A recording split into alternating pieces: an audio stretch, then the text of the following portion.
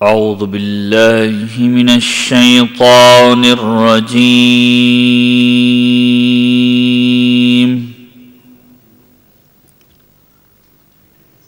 بسم الله الرحمن الرحيم.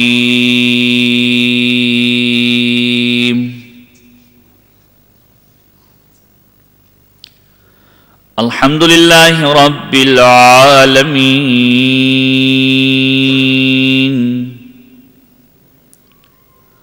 الحمد لله كما هو أهله. الحمد لله من أول الدنيا إلى فنائها، ومن الآخرة إلى بقائها. الصلاة والسلام على أشرف الأنبياء والمرسلين، سيدنا ونبينا أبي القاسم محمد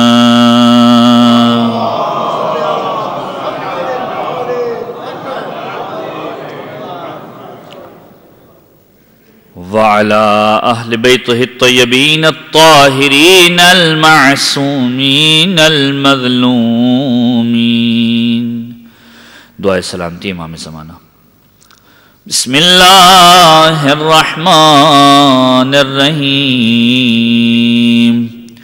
اللہم کن لولیک الحجۃ ابن الحسن صلواتک علیہ وعلی آبائہ فی ہذہ الساعہ وفی کل ساعہ ولیا وحافظا وقائدا وناصرا ودلیلا وعینا حتی تسکنہ ارضک طوعا وتمتعه فيها طويلا.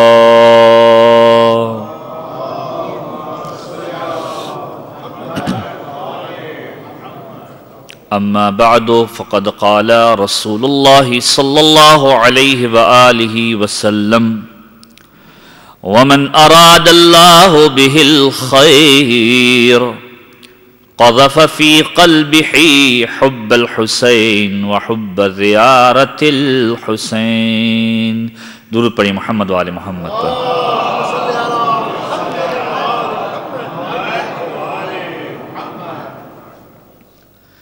سامعین گرامی قدر، مختصر سی گفتگو ہے آج، چونکہ اس مجلس اعزاء کے بعد انشاءاللہ دعائے عرفہ اور شب عرفہ کے اعمال کے عنوان سے جو پروگرام منعقد کیا جائے گا، کچھ مختصر سے معروضات آپ کی سماعتوں کی نظر کرنے ہیں.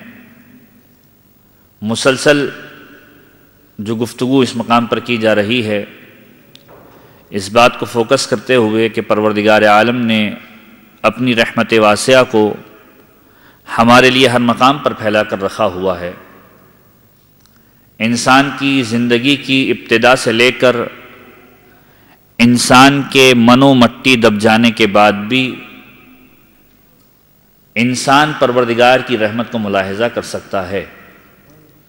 ابھی معرض وجود میں نہیں آیا لیکن پروردگار کی رحمت اسے حاصل ہو گئی.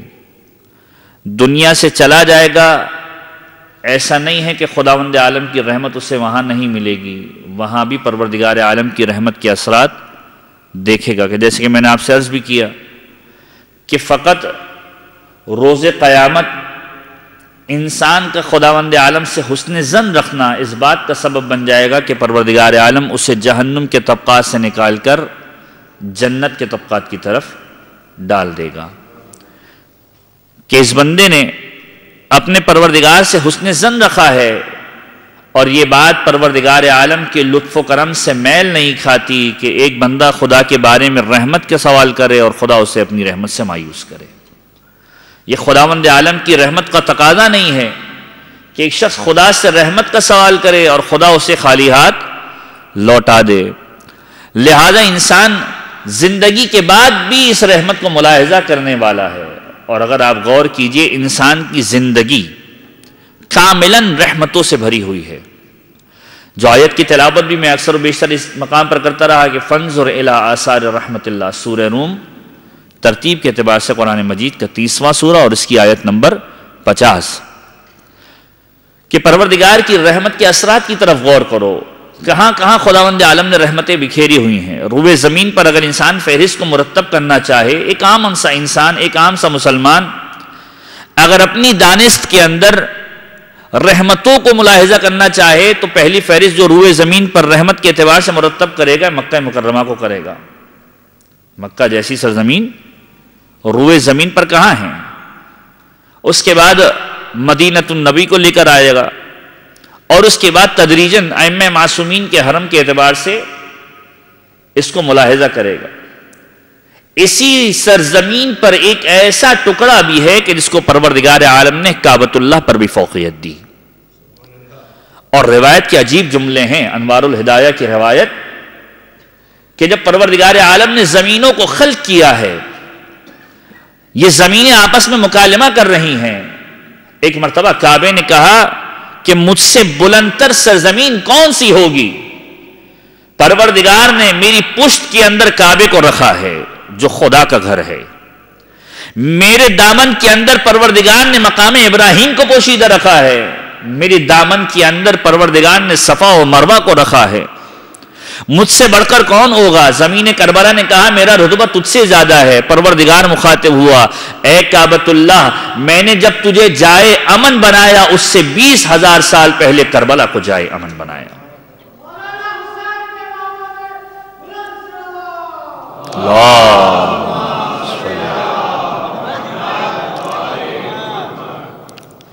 کہ تجھ سے 20,000 سال پہلے میں نے کربلا کی سرزمین کو جائے امن بنایا، تجھے جائے امن بعد میں بنایا۔ مکہ حرم ہے، حدود حرم کے اندر کسی غیر مسلم کا آنا الاؤ نہیں ہے، وہ امن ہے، لیکن اس سے 20,000 سال پہلے پروردگار نے کربلا کو یہ رتبہ دیا ہے، اور کس کے سبب سے دیا ہے؟ اب معصوم کی روایت کا بڑا عجیب جملہ ہے، امام محمد باقر علیہ السلام فرماتے ہیں،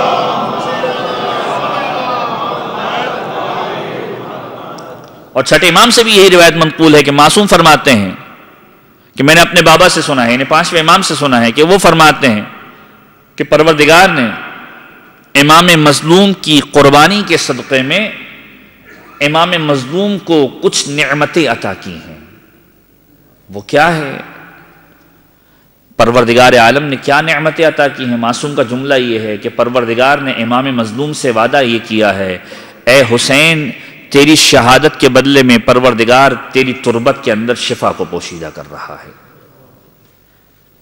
رہتی قیامت تک تیری قبر کی مٹی کو پروردگار عالم خاک شفا قرار دے رہا ہے، اور تیری ذریت کے اندر امامت کو پوشیدہ کر دیا کہ اب جو امامت کا سلسلہ ہوگا وہ حسین کی نسل سے چلے گا،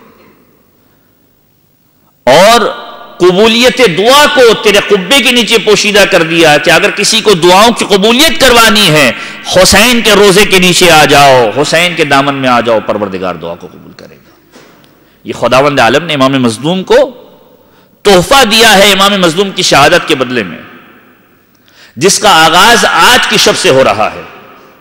وہ کربلا کے جو 61 سنہ ہجری کے اندر برپا ہو رہی ہے، اس کا آغاز آج کی شب سے ہو رہا ہے، کہ آج کی شب وہ شب تھی کہ جو مسلم میں توعہ کے گھر میں گزاری تھی، آج کی شب وہ شب تھی کہ جو کربلا کی پہلی قربانی جا رہی ہے، اور آج کی شب وہ شب ہے کہ جو اس رحمت کی شب کو کہا جاتا ہے کہ جس کے بارے میں معصومین کا جملہ ہے کہ جس شخص نے آج کی شب رات کو جاگ کر عبادت کی، آج کی شب پروردگار عالم سے راز و نیاز کیا، پروردگار عالم 170 سال کی عبادت کا ثواب اسے عطا کرنے والا ہے۔ شب عرفہ معمولی نہیں ہے، اس شب کو معمولی نہ سمجھا جائے کہ یہ وہ شب ہے کہ جس کے بارے میں معصومین کے جملے ملتے ہیں کہ اس دن امام مظلوم کی زیارت کا ثواب پروردگار کی بارگاہ میں عجب ثواب ہے. لہذا میرا آج کا موضوع امام مظلوم کی زیارت کے عنوان سے ہے کہ یہ وہ زیارت ہے کہ جس کو پروردگار عالم نے ہر مقام پر مؤمنین کے لیے رکھ دیا. آپ ذرا غور کیجئے، عرفہ کا دن آتا ہے، زیارت امام مظلوم الگ طریقے سے ملتی ہے جو عرفہ کے روز کی ہے. عاشور کا دن زیارت عاشورہ، اربعین کا دن زیارت اربعینیہ. ولادت کے ایام کے اندر 13 رجب اگر آ جائے امام مظلوم کی ایک الگ زیارت موجود ہے. نیمہ شعبان آ جائے امام مظلوم کی الگ زیارت موجود ہے. 3 شعبان آ جائے امام مظلوم کی الگ زیارت موجود ہے. شب قدر آ جائے امام مظلوم کی الگ زیارت موجود ہے. شب قدر کے بعد شب عید الفطر آ جائے الگ زیارت ہے. عید الفطر کا دن آ جائے الگ زیارت ہے. عید الاضحیٰ آ جائے الگ زیارت ہے. کیا سبب ہے خداوند عالم نے امام مظلوم کے ذکر کو اتنا قائم کرنے کی کوشش کیوں کی ہے؟ فقط ایک جملہ کہہ دوں، یہ اسی جملے کا مصداق ہے. خداوند عالم کہتا ہے تم میرا ذکر کرو میں تمہارا ذکر کروں گا. حسین نے خدا کا ذکر کربلا کے میدان میں ایسا کر دیا کہ اب رہتی قیامت تک پروردگار حسین کا ذکر کرتا رہے گا. حسین نے خداوند عالم کا ذکر کربلا کے میدان میں ایسا برپا کر دیا کہ اب رہتی قیامت تک پروردگار حسین کو یاد کرتا رہے گا. اب پیغمبر کا جملہ سنیے کہ جو میں نے سرنامہ کلام کے اندر پیش کیا. یہ روایت پوری منسلک ہے پیغمبر اکرم کے ساتھ. زیارت امام حسین آج کی شب کا اور کل کے دن کا بہترین عمل. کہ معصوم کی روایت کا جملہ یہ ہے کہ جو شخص روز عرفہ امام مظلوم کی زیارت کو انجام دیتا ہے پروردگار عالم 20 حج اور 20 عمرے کا ثواب دیتا ہے. ایک عام انسان حج کو انجام دے رہا ہے، معصوم کی روایت یہاں پر رکی بھی نہیں. وہ 20 حج کے جو مقبولہ ہیں جو خداوند عالم کی بارگاہ میں مقبول شدہ ہیں، خداوند عالم کی بارگاہ میں جسے شرف قبولیت عطا ہوا ہے. اور پھر عجیب جملہ ہے کہ جو شخص روز عرفہ امام مظلوم کی بارگاہ میں حاضر ہو جائے، یہ ایک موٹیویشن فیکٹر ہے، امام مظلوم کی زیارت کو فراموش نہ کرے. اور خصوصاً میں پروموٹ کروں گا یہاں پر کہ امام مظلوم کی زیارت کے لیے اربعین کو آباد کیجیے. کہ جب دنیا کا سب سے بڑا اجتماع کہ جس کو پروموٹ نہیں کیا جاتا دنیا کے اندر، دبایا جاتا ہے، دنیا کا سب سے بڑا اجتماع اربعین کا اجتماع ہے. لاکھوں افراد، بلکہ لاکھوں بھی نہیں، کروڑوں افراد نجف سے کربلا پیدل چل کر جاتے ہیں. فقط ایک شخصیت کی محبت کے اندر ہے، وہ شخصیت ہے امام مظلوم علیہ الصلوۃ والسلام کی.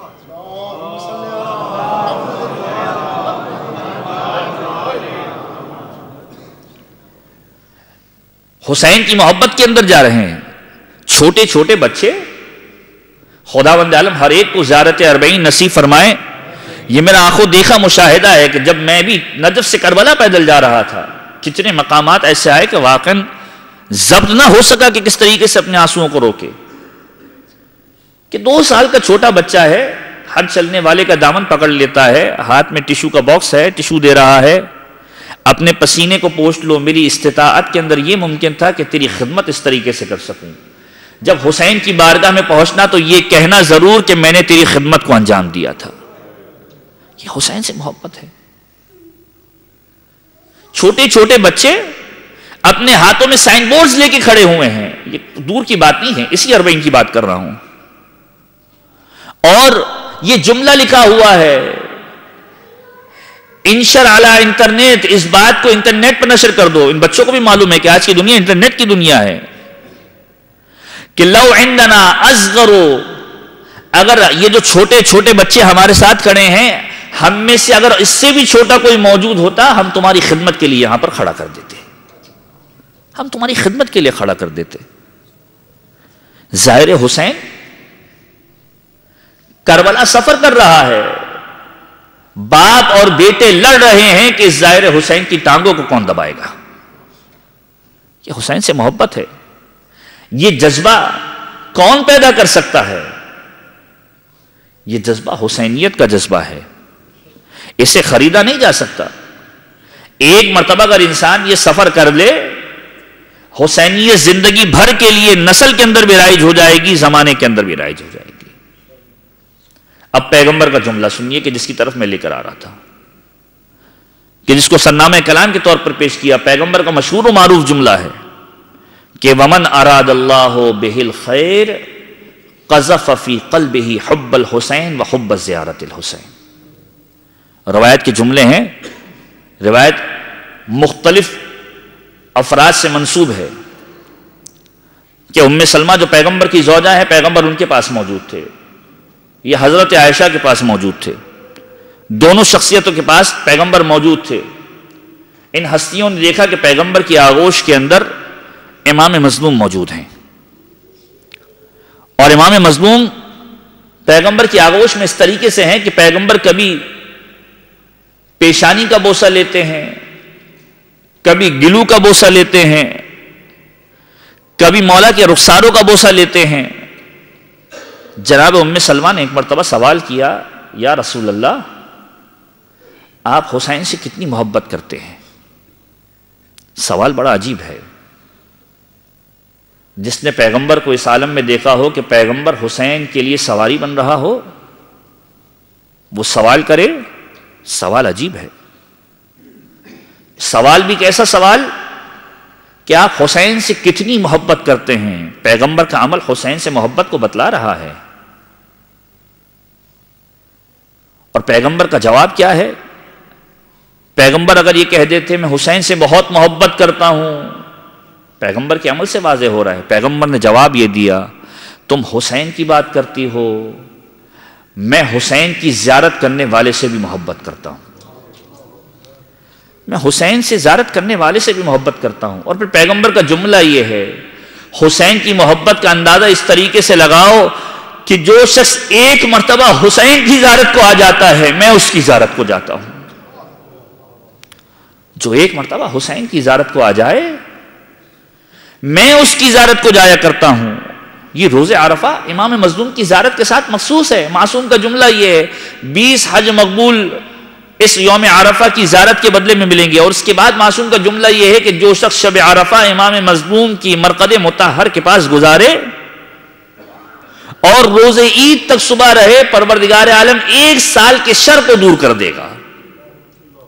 اور پھر عجیب جملے روایت کے ملتے ہیں، حق علی الفقیر، فقیر پر حسین کا کم سے کم حق یہ ہے کہ سال میں 1 مرتبہ زیارت کو جائے، 1 مرتبہ زیارت کو جائے۔ حق علی الغنی، غنی پر حق یہ ہے کہ 2 مرتبہ زیارت کو جائے۔ آج کا انسان فقر و فاقے سے ڈرتا ہے، حسین فقر و فاقے سے بچا رہے ہیں۔ چھٹے امام کا جملہ یہ ہے، جو شخص 1 سال کے اندر 3 مرتبہ حسین کی زیارت کو آ جاتا ہے، امن من الفقر، فقیری سے نجات پا جاتا ہے، فقیری سے نجات پا جاتا ہے۔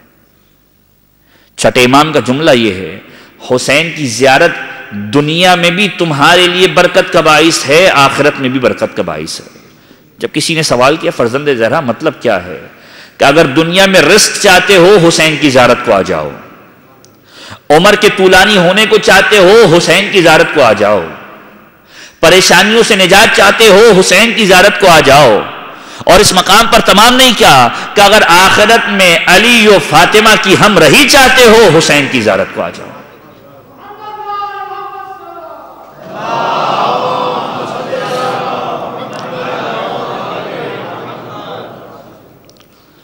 تو پیغمبر نے جملہ ارشاد فرمایا، زوجہ سوال کر رہی ہیں، یا رسول اللہ حسین سے کتنی محبت کرتے ہیں؟ کیا تم حسین کی بات کرتی ہو؟ جو شخص حسین کی 1 مرتبہ زیارت کو آئے، میں اس کی زیارت کو جایا کرتا ہوں۔ پیغمبر کی زوجہ نے ایک مرتبہ سوال کیا، رسول اللہ اتنی محبت حسین کے ظاہر سے؟ پیغمبر کے جملے میں اب اضافہ ہو گیا، اصرار بڑھتا گیا، پیغمبر اضافہ کرتے رہے، کہا یہی نہیں بلکہ جو حسین کی زیارت کو 1 مرتبہ آ جایا کرتا ہے، میں اپنے 1 حج کا ثواب اسے دے دیا کرتا ہوں، اپنے 1 حج کا ثواب اسے دے دیا کرتا ہوں۔ اصرار بڑھتا گیا، یہاں تک کہ پیغمبر نے کہا میں اپنے 2 حج کا ثواب دیتا ہوں۔ اب زوجہ پریشان کہ حسین کی ظاہر کے لیے اتنے مقامات لکھ دیے گئے۔ روایت کہتی ہے کہ اصرار بڑھتا گیا، پیغمبر اضافہ کرتے رہے، یہاں تک کہ پیغمبر نے آخر میں یہ جملہ کہا کہ جو حسین کی زیارت کو 1 مرتبہ آ جایا کرتا ہے، میرے 90 حج کا ثواب اس کے نامہ اعمال میں لکھ دیا جاتا ہے۔ ظاہری اعتبار سے پیغمبر نے 90 حج نہیں کیے، لیکن وہ ثواب کہ جو پیغمبر کے حج کا ثواب ہے، ان 90 حجوں کا ثواب اس زائر کو مل رہا ہے کہ جو حسین کی زیارت کو جا رہا۔ یوم عرفہ زیارت امام مظلوم کا دن ہے۔ چھٹے امام کا جملہ حنان بن سریر سے کہ حنان واجب حج کو انجام دے چکے ہو؟ کہا مولا بالکل۔ کہ عرفہ کا دن کہاں گزارتے ہو؟ کہا مولا کے جوار کے اندر گزارتا ہوں، کربلا کے اندر۔ کہ تم روز عرفہ اس سے بہتر عمل کوئی کر ہی نہیں سکتے جو تم نے انجام دیا ہے۔ اور پھر کہا کہ جمعے کے دن کم سے کم 5 مرتبہ زیارت کرو۔ کہا فرزند رسول دن میں 1 مرتبہ زیارت کر سکتا ہوں، کربلا سے دور رہتا ہوں۔ مولا نے کہا زیارت کا مطلب یہ نہیں ہے کہ ذریح مبارک پر آ کر ہی زیارت کرو، جہاں موجود ہو گھر کی چھت پر جاؤ، آسمان کے سائے میں آ کر کربلا کا رخ کر ایک جملہ کہہ دو، السلام علیک یا ابا عبداللہ الحسین، السلام علیک یا ابا عبداللہ الحسین۔ اور پھر مولا کا عجیب جملہ ہے کہ روز عرفہ پروردگار عرفات کے میدان میں بعد میں نظر ڈالا کرتا ہے، کربلا کے میدان میں پہلے نظر ڈالا کرتا ہے، اور اپنی رحمتوں کو کربلا والوں کے درمیان پہلے بانٹتا ہے۔ سوال کیا کسی راوی نے، فرزند زہرا سمجھ میں نہیں آیا کہ کیا وجہ ہے؟ عرفات کا میدان پروردگار عالم کی طرف سے مقرر کردہ میدان ہے۔ عرفات کے میدان کے اندر لوگ اعمال عرفات کو انجام دے رہے ہیں، کربلا کے میدان کے اندر زیارت کو انجام دینے آئے ہیں۔ کیا وجہ ہے کہ پروردگار کی رحمت کا نزول پہلے یہاں پر ہو رہا ہے؟ معصوم نے بڑا عجیب جملہ کہا ہے، اور یہ واقعاً ایسی روایت ہے کہ جو دلوں کو ہلا دینے والی ہے۔ معصوم کا جملہ یہ ہے، خداوند عالم کی مخلوقات وسیع ہے، ممکن ہے خدا کی مخلوقات میں کوئی حلالی بھی ہو جس کا نطفہ حلال کا نہ ہو، وہ بھی پروردگار کی مخلوق ہے، یعنی حلال زادہ اور حرام النسب دونوں ہو سکتے ہیں، لیکن یاد رکھو حسین کی بارگاہ میں یوم عرفہ وہی آ سکتا ہے کہ جس کا نسب حلال کا ہوگا، جس کا نسب حلال کا ہوگا۔ اور یہی وجہ ہے کہ پروردگار کی رحمت پہلے کربلا میں آتی ہے، اس کے بعد میدان عرفات میں جاتی ہے۔ پروردگار کی رحمت وسیع ہے، وہ ہر چیز کا خالق ہے۔ جب پیغمبر نے کہا 90 حج کا ثواب مل جاتا ہے، یہ حسین کے زائر کا مقام ہے۔ اسی لیے پیغمبر نے کہا کہ جب خداوند عالم یہ 90 حج کا ثواب کہنے کے بعد پیغمبر نے جملہ ارشاد فرمایا جس کو میں نے آپ کے سامنے تلاوت کیا کہ ومن اراد اللہ بہ الخیر قذف فی قلبہ حب الحسین، کہ پروردگار جس سے محبت کا ارادہ کر لیا کرتا ہے اس کے دل میں محبت حسین ڈال دیا کرتا ہے۔ محمد وآل محمد صلوات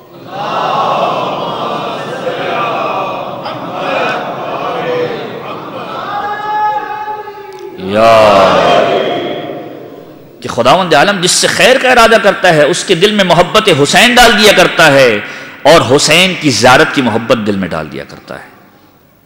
اور عجیب مرحلہ ہے ان زائر حسین کا، اس مقام کو کم نہ سمجھا جائے۔ باقاعدہ طور پر اس بات کو صراحت کے ساتھ بیان کرتے ہوئے کہ امام مظلوم کی زیارت وہ ہے کہ جو انبیاء کی، اولیاء کی، ائمہ کی زیارت کا سبب ہے۔ عجیب روایت ملتی ہے، اور جب میں اس روایت کو پڑھتا ہوں میں سوچتا ہوں کہ واقعاً کیا انسان، ایک مومن، ایک زائر اس قابل بھی ہے کہ اس کو اتنا نوازا جائے۔ چھٹے امام کا یہ جملہ ہے، اللہم ارحم تلک الوجوہ، اے پروردگار تو رحم فرما ان چہروں پر کہ جو حسین کی زیارت کے لیے نکلتے ہیں صورت کی تمازت سے بدل جاتے ہیں۔ پروردگار تو رحم فرما ان آنکھوں پر کہ جو حسین کی زیارت کرتے ہوئے اپنی آنکھوں سے آنسوؤں کو نکال دیتے ہیں۔ پروردگار تو رحم فرما ان رخساروں پر کہ جو حسین کی ذریعہ مبارک پر اپنے آپ کو مس کرتے ہیں۔ اور اس کے بعد مولا کا جملہ یہ ہے، پروردگار ان لوگوں پر رحم فرما کہ جو اپنے اموال کو خرچ کر کے حسین کی زیارت کو جاتے ہیں۔ پروردگار تو نے اس دن سیراب کرنا کہ جس دن حوض کوثر سے سیراب کیا جائے گا۔ چھٹے امام دعا فرما رہے ہیں۔ ظاہر حسین کا مقام کیا ہے؟ روایت کے جملے یہ ہیں، خداوند عالم ہر ایک کو کربلا کی زیارت سے نصیب فرمائیں۔ اربعین کے موقع پر آپ دیکھیں گے کہ اربعین امام مظلوم کے حرم کے اطراف کے اندر بے شمار موقب ہوتے ہیں، ٹینٹ لگے ہوئے ہیں، لوگ زیارت کرنے کے لیے آئے ہیں۔ ہر ایک ہزاروں میل چل کر آ رہا ہے، کلومیٹر چل کر آ رہا ہے، کہیں 100 کلومیٹر چل کر آ رہا ہے، اور فقط ایک کام ہے کہ امام مظلوم کی ذریعہ مبارک پر آ کر جملہ کہے السلام علیک یا ابا عبداللہ الحسین، اور پھر واپس چلا جائے۔ روایت کے جملے یہ ہیں کہ جب کوئی زائر امام مظلوم کی زیارت کے لیے آتا ہے، بڑی عجیب روایت ہے کہ جب کوئی زیارت امام مظلوم کی زیارت کے لیے آتا ہے، شہزادی کونین پیغمبر خدا کی خدمت میں آتی ہیں جنت کے اندر، اور یہ جملہ کہتی ہیں بابا میں چاہتی ہوں کہ مجھے زمین پر جانے کی اجازت دے دی جائے، مجھے زمین پر جانے کی اجازت دے دی جائے۔ رسول خدا سوال کرتے ہیں بیٹی زمین پر کہاں جانے کا ارادہ رکھتی ہو؟ شہزادی کے جملے یہ ہیں بابا میں چاہتی ہوں کہ کربلا کی زیارت کے لیے چلی جاؤں، کربلا کی زیارت کے لیے چلی جاؤں۔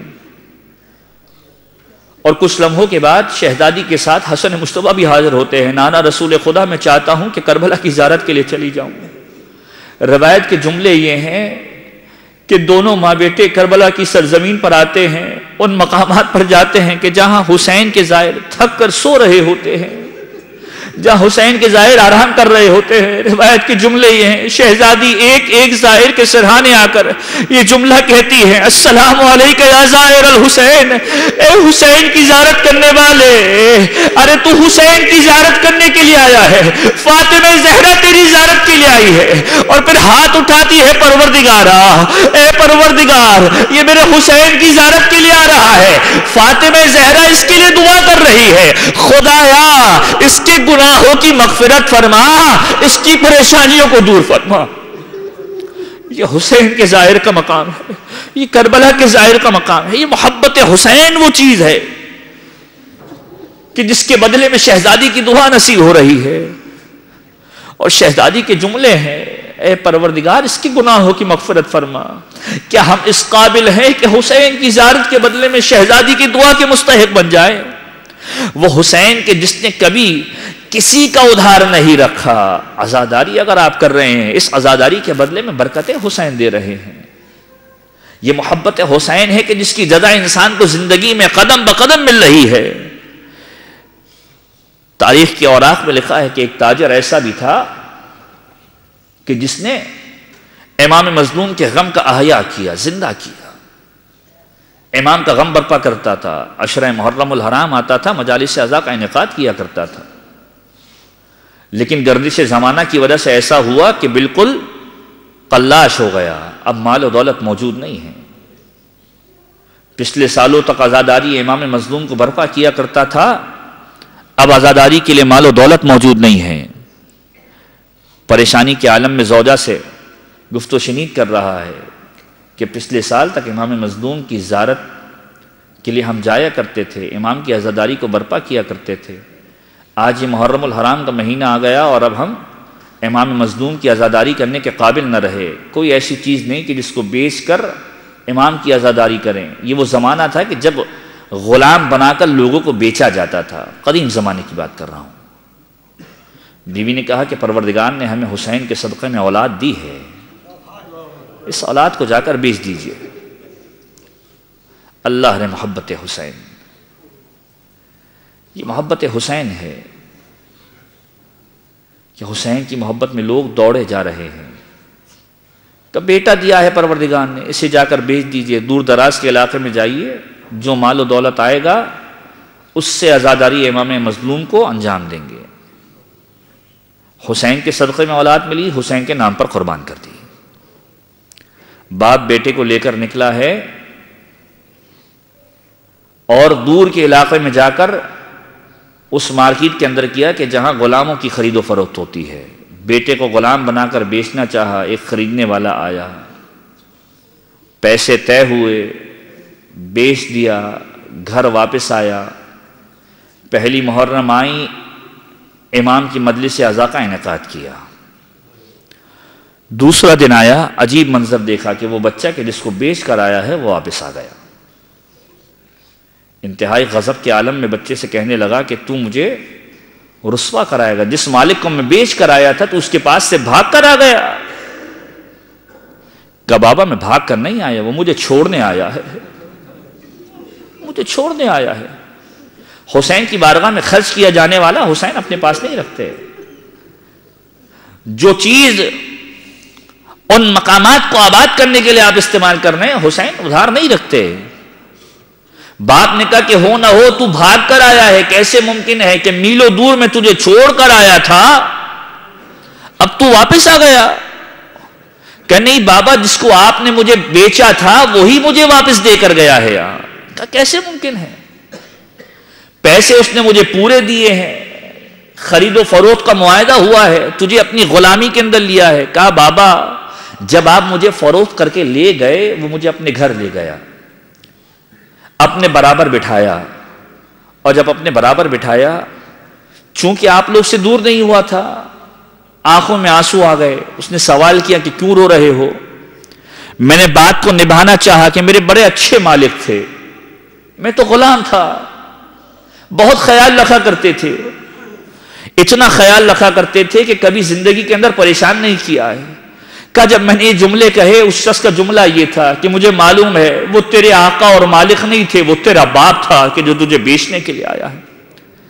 میں حیرت میں پڑ گیا, میں پریشانی کے اندر مبتلا ہو گیا کہ اسے کیسے معلوم ہو گیا کہ آپ میرے بابا تھے اور مجھے بیچنے کے لیے آئے. اس نے مجھے پورا کا پورا واقعہ بیان کیا کہ آپ مجھے آزاداری کے انعقاد کے لیے بیچنے کے لیے آئے تھے. کہ جب میں نے اس سے سوال کیا کہ آپ ہیں کون, تو اس نے ایک جواب دیا. اس نے کہا میں وہی ہوں کہ جس کی آزاداری کے انعقاد کے لیے تیرا باپ تجھے بیچنے کے لیے آیا تھا. میں وہی ہوں کہ جس کی محبت کے اندر تیرے باپ نے تجھے بیچا تھا کہ حسین کی آزاداری کر لوں. اب یاد رکھ, تیرے باپ کو میں اتنا عطا کرنے والا ہوں, تو واپس جا, میرے غم کا انعقاد کر, رہتی زندگی تک یہ غم مناتا رہے گا, کبھی تیرا خات خالی رہی رہے.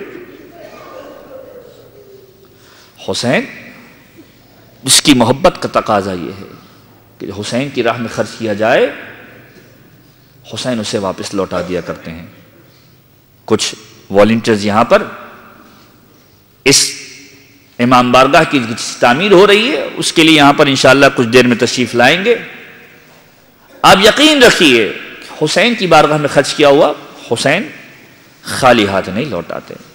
اور اگر اس سے بہتر انسان کو کون سا موقع ملے گا کہ حسین کے انعقاد کے لیے انسان اپنی طرف سے قدم بڑھائے. ایک مرتبہ درود پڑھ دیجیے محمد و آل محمد پر.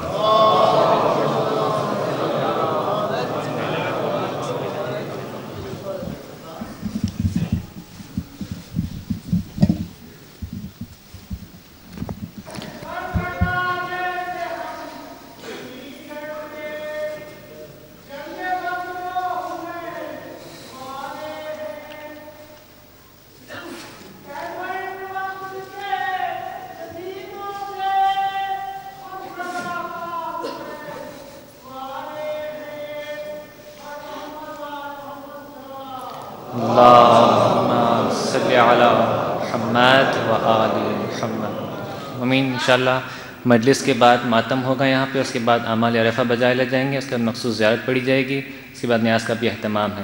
اور انشاءاللہ آئندہ شب جمعہ 17 اکتوبر کو ٹھیک 9 بجے رات میں مولانا محمد عرفان ایویری صاحب دعائے کامل کی مخصوص انداز میں تلاوت فرمائیں گے.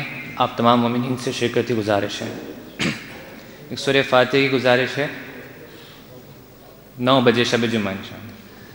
سورہ فاتحہ کی گزارش ہے زینب بھائی, زوجہ غلام حسین, میر لیاقت علی, میر باقر علی, محمد علی, حسن علی, لیلانی, راجانی, بھوجانی اور دیوجانی فیملی کے مرحومین اور کل ارواح مومنات کے لیے ایک مرتبہ سورہ فاتحہ.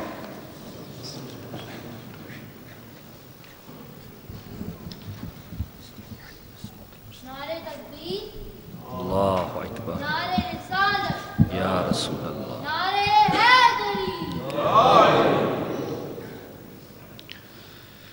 کہ محبت حسین ہے. پیغمبر کہہ رہے ہیں پروردگار جس سے نیکی کا ارادہ کرتا ہے اس کے دل میں محبت حسین ڈال دیا کرتا ہے. اور محبت حسین جب حسین کی بارگاہ میں آ گئے, حسین خالی ہاتھ نہیں لوٹانے والے. کہ میں وہ ہوں کہ جس کی عزاداری کے انعقاد کے لیے تیرے باپ نے تجھے فروخت کیا تھا, آج حسین تجھے چھوڑنے کے لیے آیا ہے. یہ حسین کی محبت ہے. اور پھر عجیب روایت ہے. روایتوں کے جملے یہ ہیں کہ روز قیامت برپا ہوگی، حسین کا ظاہر ان افراد کے اندر ہوگا کہ جو معصومین کے ساتھ مشہور ہو رہا ہوگا. لوگ حسرت کریں گے کہ یہ کون سا فرد ہے کہ جو معصومین کے ساتھ مشہور ہو رہا ہے. آواز آئے گی، ندائے غیبی آئے گی، یہ وہ افراد تھے کہ جنہوں نے زندگی کے اندر کربلا میں حسین کی زیارت کی تھی. پروردگار نے ان کو معصومین کے ساتھ کر دیا. خدا نے معصومین کے ساتھ کر دیا.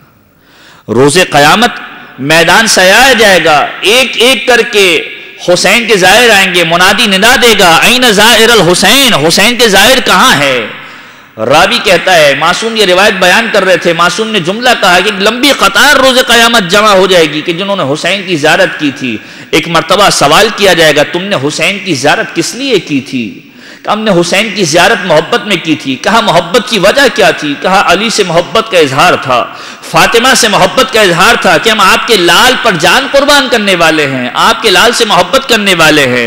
کہا منادی ندا دے گا، لو پیغمبر خدا موجود ہیں، علی مرتضیٰ موجود ہیں، فاطمہ زہرا موجود ہیں، ان میں سے جس کے پاس جانا ہے چلے جاؤ، تم حسین کے ظاہر ہو، جو مانگو گے تمہیں عطا کرنے والے ہیں، جو مانگو گے تمہیں عطا کرنے والے. اور اس کے بعد معصوم کا عجیب جملہ ملتا ہے کہ روز قیامت لوگ حسرت کریں گے کہ کاش زندگی کے اندر ایک مرتبہ حسین کی زیارت کر لی ہوتی. اور اس کے بعد معصوم کا جملہ، امام مظلوم کا جملہ. اور اس کے بعد منزل مصائب پر آ جاؤں کہ معصوم کا جملہ یہ ہے. امام مظلوم فرماتے ہیں، سید الشہداء کا جملہ کہ من زارنی بعد موتی، جو میری شہادت کے بعد، جو میری وفات یا موت کے بعد میری زیارت کے لیے آتا ہے، زرتہ یوم القیامہ، قیامت کے دن میں اس کی زیارت کو جاتا ہوں. سید الشہداء کا جملہ ہے، میں اس کی زیارت کو جاتا ہوں. اور اگر وہ شخص اہل نار میں سے ہوتا ہے، لأخرجتہ، تو میں اسے اہل نار میں سے نکال کے اہل جنت میں قرار دے دیا کرتا ہوں. یہ حسین کی محبت ہے. حسین مظلوم کا جملہ ہے کہ اولاً میری زیارت کرنے والا، میرا ماننے والا اہل نار میں سے نہیں ہوگا.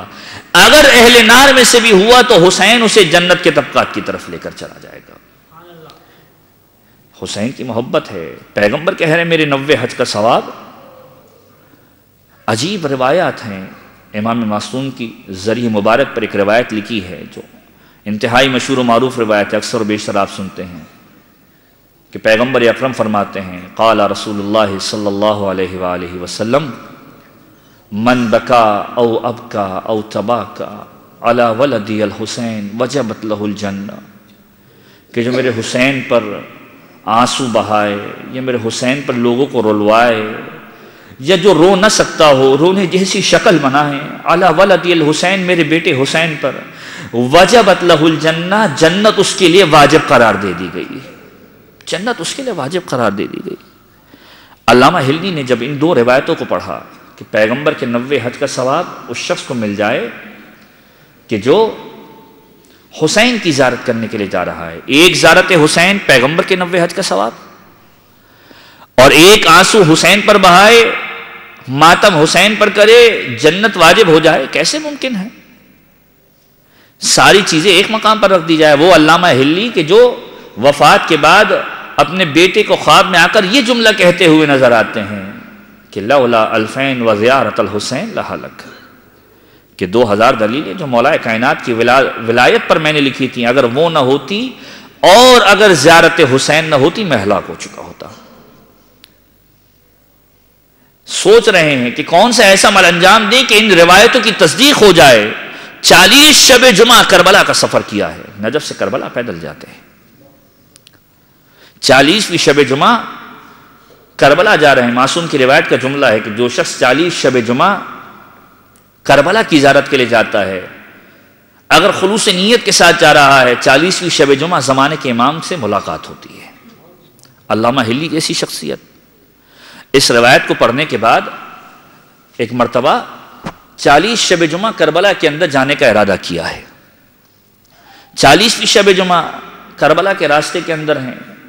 ایک شخص سے ملاقات ہوتی ہے، ہم رکاب ہوتا ہے، ساتھ ساتھ دونوں چل رہے ہیں کربلا کی جانب. علامہ ہلی سے تعارف کروایا، علامہ ہلی سے مسائل کو پوچھنا شروع کیا. علامہ ہلی نے جب دیکھا کہ شخص مسائل کے معاملے میں علم رکھتا ہے تو سمجھ گئے کہ یہ اہل علم و دانش میں سے ہے. اس شخص نے علامہ ہلی سے پوچھا، اے ہلی کیا وجہ ہے، کربلا کا ارادہ کیوں کیا ہے؟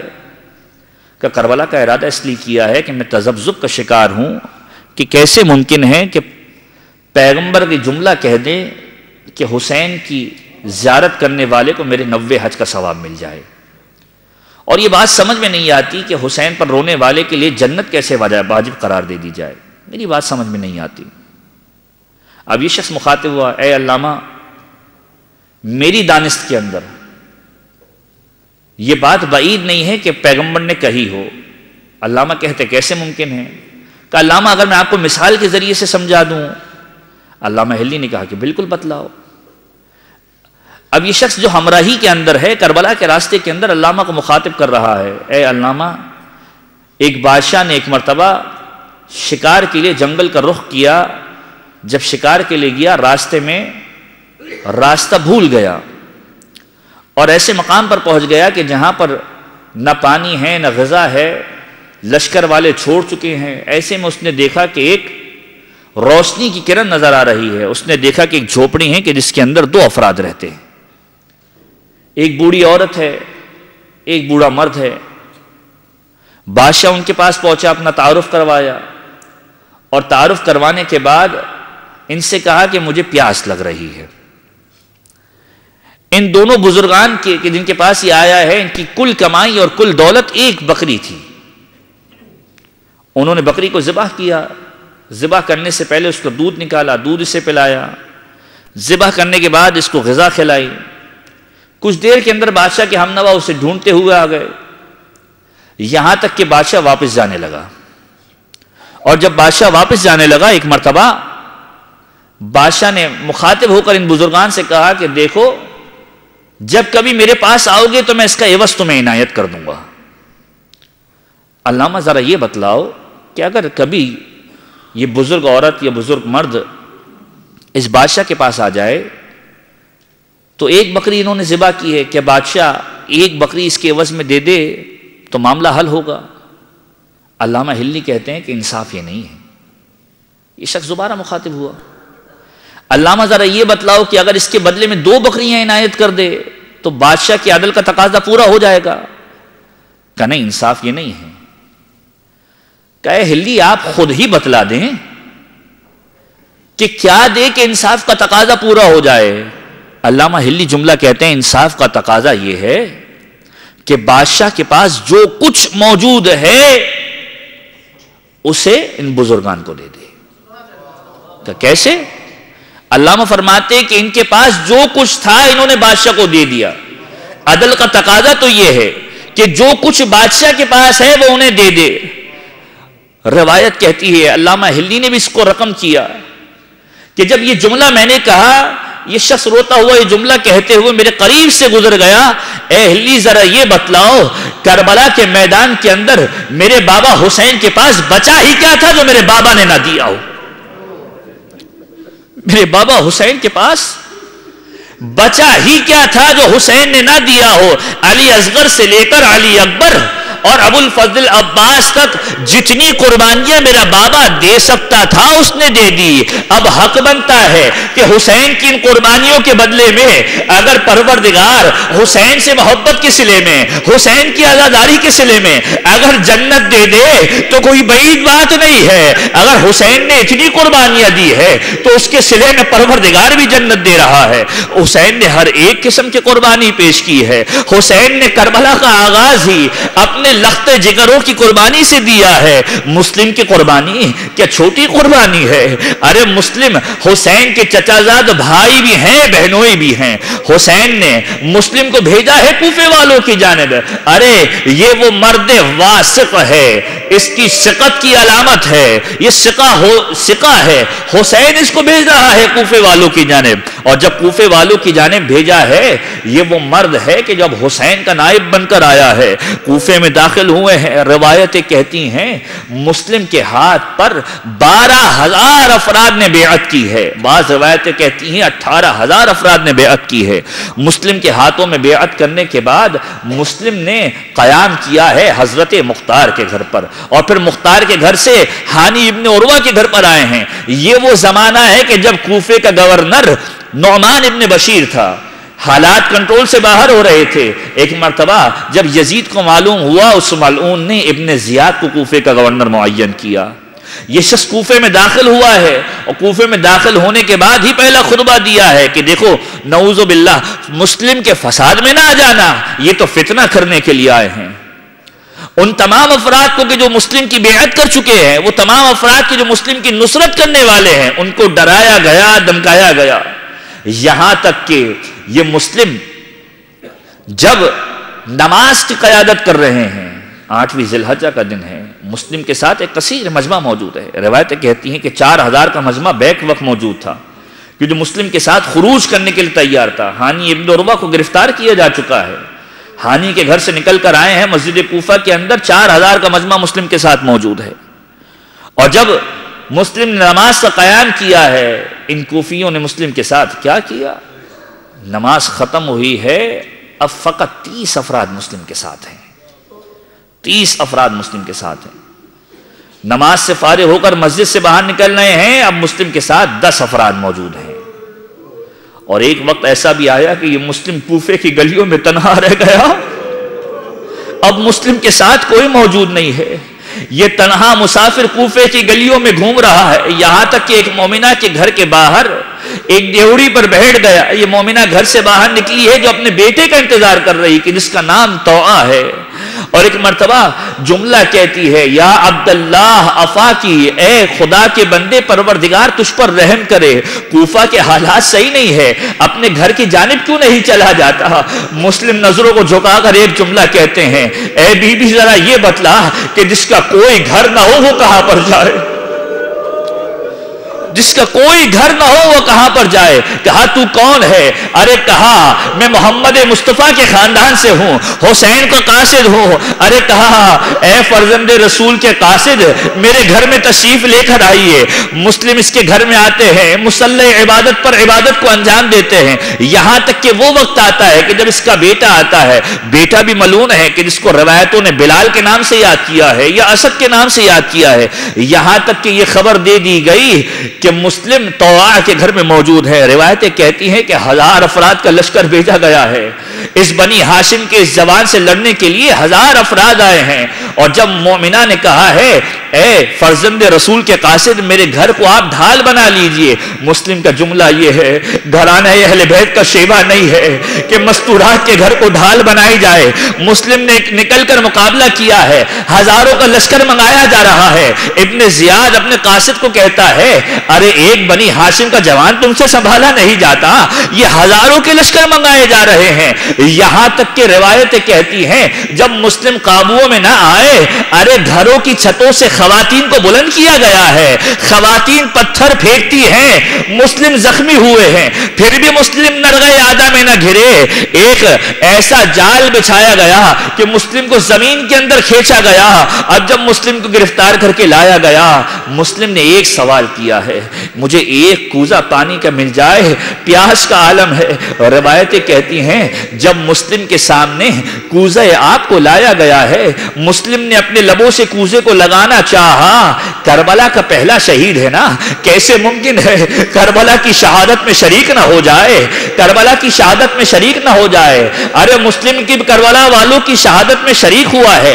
کربلا والے اگر 3 دن کے بھوکے پیاسے ذبح کیے گئے ہیں، مسلم بھی پیاسا اس دنیا سے گیا ہے۔ جب پانی کو منہ سے لگایا ہے اور رخسار زخمی تھے، پورا خون بہ کر آ گیا، 3 مرتبہ کوزہ آب کو لگایا ہے، ایک مرتبہ کہہ دیا یقیناً میرا مولا بھی پیاسا دنیا سے جانے والا ہے، میں بھی پیاسا دنیا سے جانے والا ہوں۔ اور جب مسلم کو دارالامارہ کی چھت پہ لایا گیا ہے، اب وصیتیں کر رہے ہیں، اور وصیت کس سے کی ہے؟ کوئی ایسا عالم با عمل نہ دکھا کہ جس کو وصیتیں کی جا سکتی.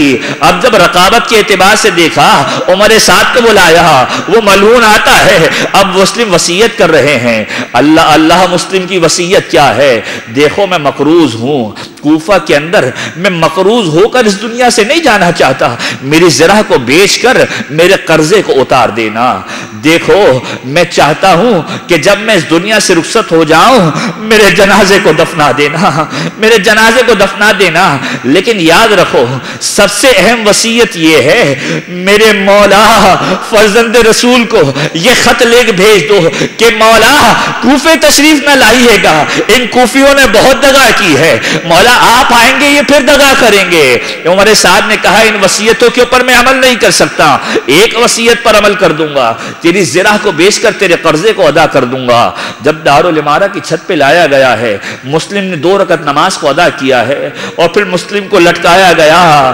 یہ لاش بے سر ایک مرتبہ صدا بلند کر رہا ہے. روایتیں کہتی ہیں کہ مولا مکہ سے خروج کر چکے تھے, مقام زبالہ پہ پہنچے تھے. ایک مرتبہ آندھی چلی ہے, مولا نے ابو الفضل عباس کو حکم دیا اے عباس قافلے کو روک دو. ایک مرتبہ مسلم کی بیٹی کو بلایا, مسلم کی بیٹی کو بلایا ہے. جب یہ آندھی چل رہی ہے مولا کے لبوں پر یہ جملہ آ رہا ہے وعلیک السلام یا اخی مسلم, مسلم تجھ پر میرا سلام ہو, اے میرے بھائی مسلم تجھ پر حسین کا سلام ہو. اور جب پوچھنے والوں نے پوچھا مولا کس کو جواب دے رہے ہیں, کہا میں دیکھ رہا ہوں دارالامارہ کی چھت پر میرا بھائی مسلم موجود ہے, مجھے اپنا آخری سلام بھیج رہا ہے. مسلم کی بیٹی کو بلایا, ایک مرتبہ سر پہ شفقت کا ہاتھ رکھا, اپنے سینے سے لگایا. یہ بچی کہتی ہے اے مامو جان, اے چچا جان, مجھے سمجھ میں نہیں آتا آپ میرے ساتھ یہ سلوک کیوں کر رہے ہیں. ایسا سلوک ارے یتیموں کی کفالت کے وقت کیا جاتا ہے.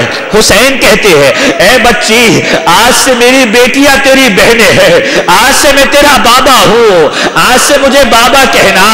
سکینہ یہ منظر دیکھ رہی ہے, اپنے ذہن میں خاکہ بنا لیا, جب بھی کوئی یتیم ہوتا ہے کانوں میں گوشوارے پہنائے جاتے ہیں, سر پہ شفقت کا ہاتھ رکھا جاتا ہے, ارے محبت کا سلوک کیا جاتا ہے. عصر عاشوراء جب کربلا کے میدان کے اندر یہ صدا بلند ہوئی ہے قد قتل الحسین بکربلا, قد ذبح الحسین بکربلا. اب سکینہ یہ سوچ رہی ہے ابھی کوئی آنے والا آئے گا, شفقت کا ہاتھ رکھے گا, کانوں میں گوشوارے پہنائے گا, آنے والا ضرور آیا. سر سے چادر کو چھین لیا, کانوں کے گوشوارے چھین لیے. مسلم کا جواب سلام مولا اس وقت دے رہے ہیں. ارے مسلم نے سلام زندگی بھر کیا ہے, اور کس وقت کیا؟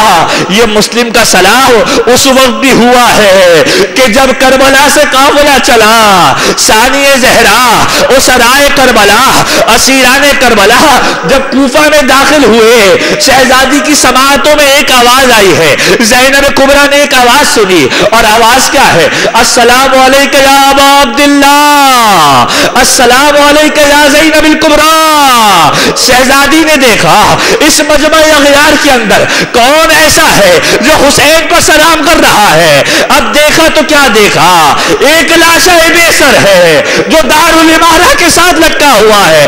کہا شہزادی ارے میں مسلم بن عقیل ہوں, میرا سلام قبول کیجئے, میرے مولا پر سلام, آپ پر سلام. شہزادی آج یہ کوفہ ہے, آپ بے مقنا ہو چاہتے.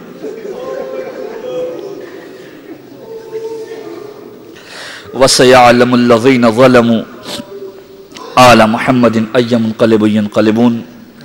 بار الہ ہمارے اس قلیل توسل کو اپنی بارگاہ میں مقبول و منظور فرما. پروردگارہ ہمارے تمام گناہان کبیرہ اور صغیرہ کی مغفرت فرما. پروردگار ہم ناقص ہیں, ہمارے اعمال ناقص ہیں, تو کامل ہے, تیری قدرت کامل ہے. اپنی قدرت کاملہ کے ذریعے سے ہمارے اعمال ناقصہ کو اپنی بارگاہ میں مقبول و منظور فرما.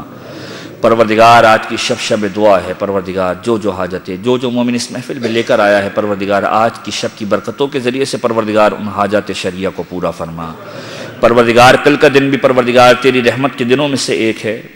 چوتھے امام کا جملہ یہ ہے کہ جب اس شخص کو دیکھا کہ خیرات مانگ رہا ہے, مولا نے کہا کہ وائے ہو, لعنت ہو تجھ پر کہ آج کے دن بھی تو غیر خدا سے مانگ رہا ہے, جبکہ آج کے دن بھی اس بات کی امید ہے کہ اگر کوئی بچہ ماں کے پیٹ کے اندر ہو تو وہ بھی خوشبخت و سعید ہو جایا کرتا ہے۔ پروردگار تجھے کل کے دن کا واسطہ ہے پروردگار، یوم عرفہ کے صدقے میں پروردگار جو مومن جو حاجتیں لے کر آیا ہے پروردگار ان تمام کی حاجات شرعیہ کو پورا فرما۔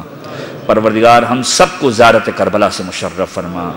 پروردگار ہمارے مرحومین کے گناہان کبیرہ و صغیرہ کی مغفرت فرما، ہمارے والدین کے گناہان کبیرہ و صغیرہ کی مغفرت فرما۔ پروردگار ظلم و ظالم سے تنگ آ چکے ہیں، ظلم و ظالم سے انتقام لینے کے لیے اپنی آخری حجت امام عصر والزماں کے ظہور میں تعجیل فرما، ہمیں ان کے اعوان و انصار میں شمار فرما۔ ربنا تقبل منا انك انت السميع العليم وتب علينا بحق محمد وآلہ الطاہرین۔ ماتم حسین یا حسین۔